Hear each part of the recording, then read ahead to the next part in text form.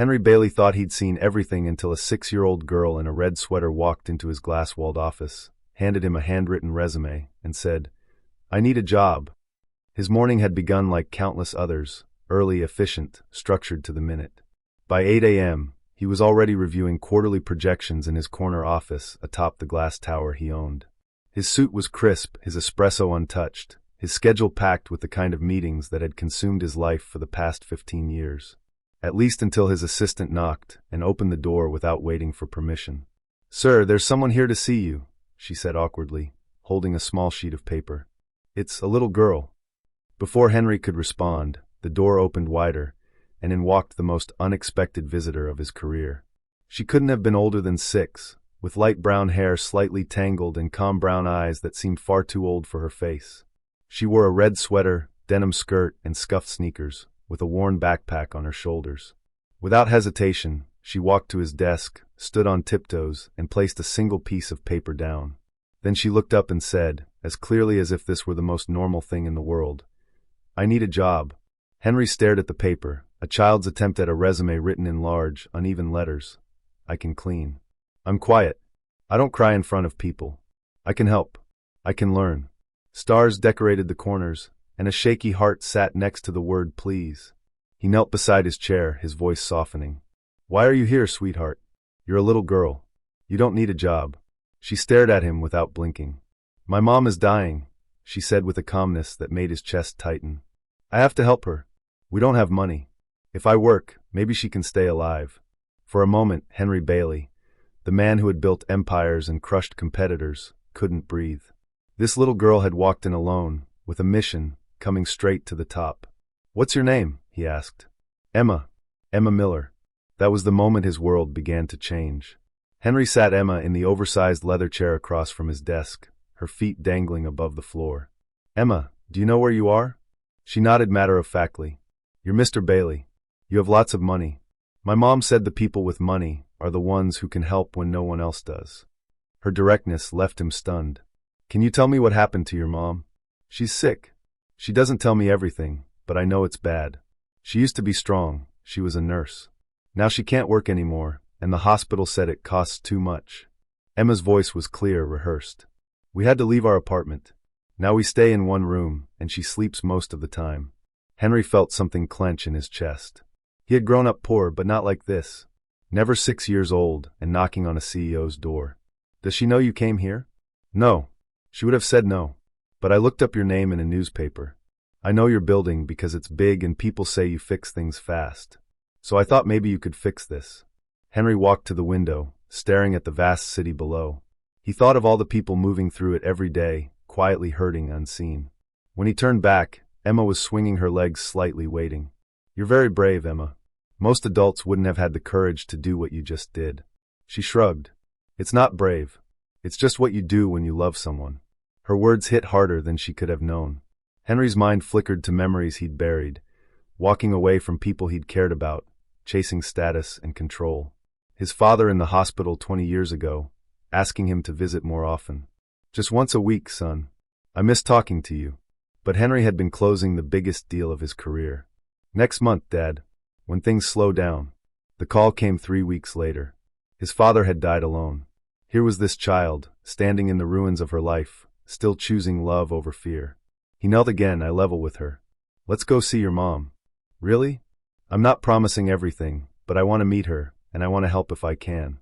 The drive to Mercy Clinic felt weighted with possibility. Emma sat quietly in the back seat, directing him when asked, her backpack clutched tightly in her lap.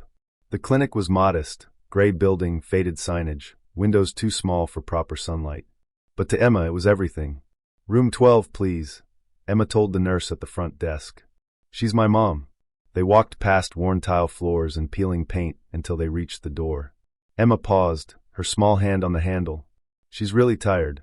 Sometimes she doesn't wake up when I talk to her." Inside, the room was dim. Sarah Miller lay pale and thin in the hospital bed, for lines trailing from her arms, heart monitor beeping steadily. Despite her exhaustion, there was an unmistakable strength in her face. Emma walked straight to her side and took her mother's hand.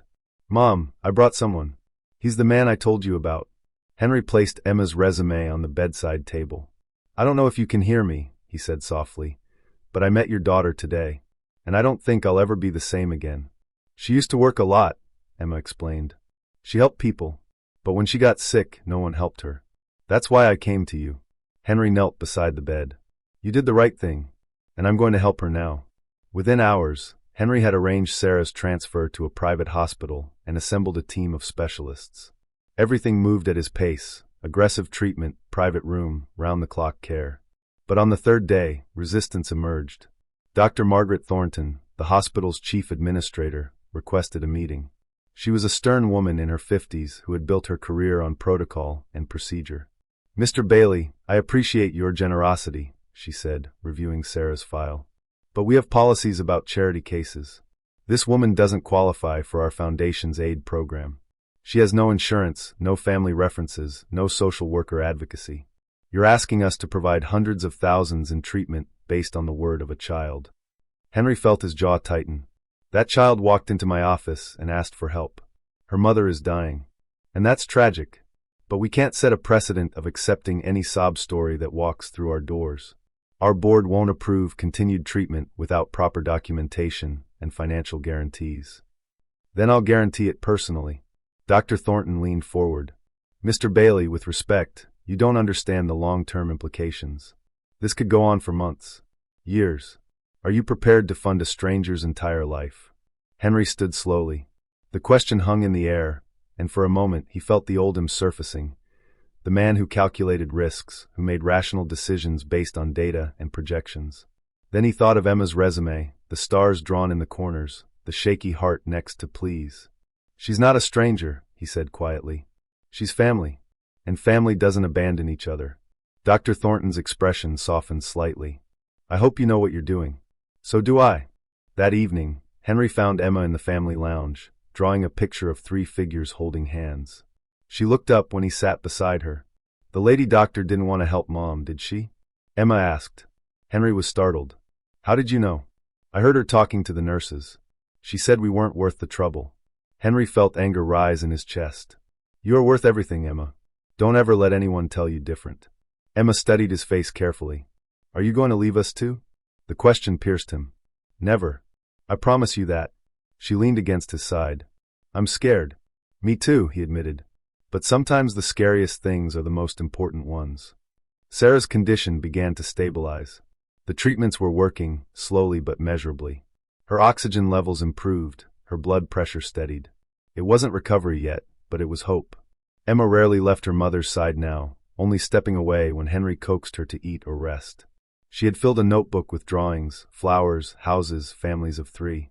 On the 6th day, as Henry sat reading quarterly reports in Sarah's room, Emma approached him with a folded piece of paper. "I wrote something," she said shyly. Henry unfolded it. In careful, practiced letters, she had written, "Dear doctors and nurses, my mom is the best person in the world. She took care of sick people before she got sick. She never gave up on anyone. Please don't give up on her. She still has so much love to give. Henry is helping us because he has a good heart. He could be doing important business things, but he sits with us instead. That means we are important too. Thank you for trying to save my mom. Love, Emma." Henry's vision blurred. He folded the letter carefully and cleared his throat. "Emma, this is beautiful. Would you like me to make sure all the doctors see it?" She nodded. "I want them to know we're not just a charity case. We're real people." That afternoon, Henry personally delivered Emma's letter to every member of Sarah's medical team. He watched each of them read it, saw their expressions soften, witnessed the moment when Sarah Miller stopped being a case file and became a human being they were fighting to save. Dr. Thornton found him in the hallway afterward. "That little girl has quite a way with words." "She has quite a way with everything," Henry replied. "Mr. Bailey, I owe you an apology. I was thinking like an administrator, not like a healer. That letter reminded me why I became a doctor in the first place." It happened quietly just after noon. Emma was holding her mother's hand, telling her about the garden where she and Henry had walked that morning, when Sarah's fingers twitched in response. Then her eyelids fluttered. Henry stood motionless as Sarah slowly, painfully, opened her eyes. At first unfocused, then blinking, then turning toward the sound of Emma's voice. "Mom," Emma whispered. "It's me. I'm here." Sarah blinked again and, in the weakest voice imaginable, whispered back, "Emma." The sound filled the room like sunlight. When the medical team finished their checks and the room grew quiet again, Sarah looked at Henry for the first time. Her eyes, though exhausted, held recognition, not from memory, but from presence. She had felt him there. "Don't rush," Henry said gently as she tried to speak. "We're not going anywhere." Emma climbed carefully onto the bed, laying her head near her mother's shoulder. Sarah reached for her daughter, fingers brushing against her hair. That evening, Emma sat between her mother and Henry in the garden courtyard, wrapped in the jacket he'd bought her earlier that week. "She said my name," Emma whispered. "That means she's still mine." "She was never gone," Henry said. "She was just finding her way back." Emma looked up at him. "You helped her. You helped us." Henry didn't respond immediately. He looked at the fading sky, realizing this little girl had changed him more in 7 days than anything else had in his entire life. "You helped me first," he said finally. "You reminded me what it means to be human." Sarah's voice grew stronger each day. She could sit up on her own now, feed herself, hold conversations. The doctors were cautiously optimistic. She had a long recovery ahead, but the immediate danger had passed. Henry had already prepared an apartment for them in one of his buildings near the botanical gardens. Temporary, until Sarah was strong enough to decide what came next, but warm and filled with light. He'd had Emma's drawings framed and hung on the walls. That afternoon, a social worker asked if he'd considered becoming Emma's legal guardian should the need arise. "Yes," he said without hesitation. "If it ever comes to that, I want to be there for her." Later, sitting beside Sarah's bed while Emma dozed nearby, Sarah took his hand. "I know I didn't ask for help," she said softly, "but thank you for giving it anyway." Henry looked at her, not as a man with power, not as a rescuer, but as someone who had needed this connection just as much. "Your daughter walked into my life and reminded me what matters," he said. "I should be thanking you." That evening, as Henry prepared to leave, Emma ran after him and hugged him tightly around the waist. "You'll come back tomorrow, right?" she asked. He knelt down, held her close, and whispered, "I'm not going anywhere." As he stepped into the cool night air, the city lights blinking across the skyline, Henry realized something profound. The man who had once built his world on deals and deadlines now had something far more valuable. A little girl had walked into his life and changed its trajectory with 5 simple words. "I need a job, please." And in answering her plea, he had found the only position that ever truly mattered, being someone who stayed. Being someone who chose love over comfort, people over power, and purpose over pride. He had finally come home. This story resonates because it doesn't rely on grand gestures or dramatic miracles. It's quiet, personal, and earned through small human moments. What makes it powerful is the transformation that takes place, not just in Henry, but in how we understand what truly matters. Emma's bravery isn't sensationalized, it's honest, driven by love and necessity.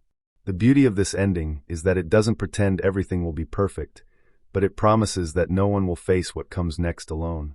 In a world often ruled by distance and distraction, this reminder is both shocking and quietly profound. Love is an action, a decision, a commitment. This is not just a story about saving someone else. It's about being saved by the very act of caring.